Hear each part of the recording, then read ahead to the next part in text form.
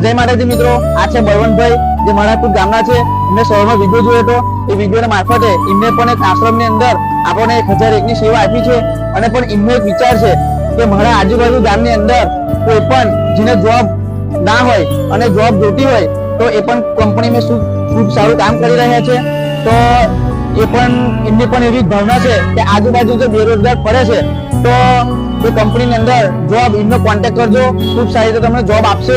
અને બીજો કેવી જોબ આપશે, શું કરવાના છે, શું કંપનીનું છે, એ બધું અમને કેવું છે કંપનીની અંદર એ અમારા બળવંતભાઈ ખૂબ જાતે કહેશે. આજે નરેન્દ્રભાઈની સેવાકીય પ્રવૃત્તિ જોઈ મારા જેવા યુવાઓને પ્રેરણા જ મળે છે.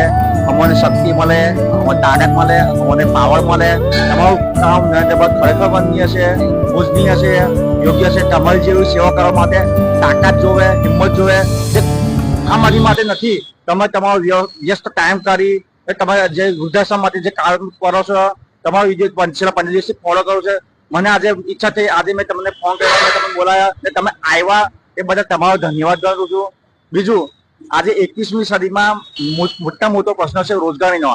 આજે મારા ભરૂચ જિલ્લાના યુવાનોને નોકરી માટે વલખા મારવા પડે છે. એના માટે સ્કીમ લઈને આવ્યો છે. આજે મારા યુવાનો નોકરી આપવા, ઇન્ટરવ્યુ આપવા માટે દરેક કંપનીમાં જાય છે. કંપનીમાંથી ખાલી એટલું પૂછવામાં આવે છે કે ભાઈ તમે કયા ગામના, કયા તાલુકાના, કયા જિલ્લાના, બસ આટલું જાણીને એચઆર તરફથી એડમિટ તરફથી એવું જ મળે છે કે તમારે ફોન કરીશું, પછી ફોન આવતો નથી. એનાથી અમારા યુવાનો તાહીમામ થઈ જાય છે. એના માટે અવરા પગલા ભરી લે છે. કોઈ આત્મહત્યા કરે છે, કોઈ સીનમાં જતા રહે છે. તેથી હું દરેક યુવાનોને કહું છું કે તમારા માટે તમારો ભાઈ બેઠેલો છે. આપણે ઓટોમેટિક એન્ટરપ્રાઇઝ કરીને આપણે કંપની ચાલુ કરી છે.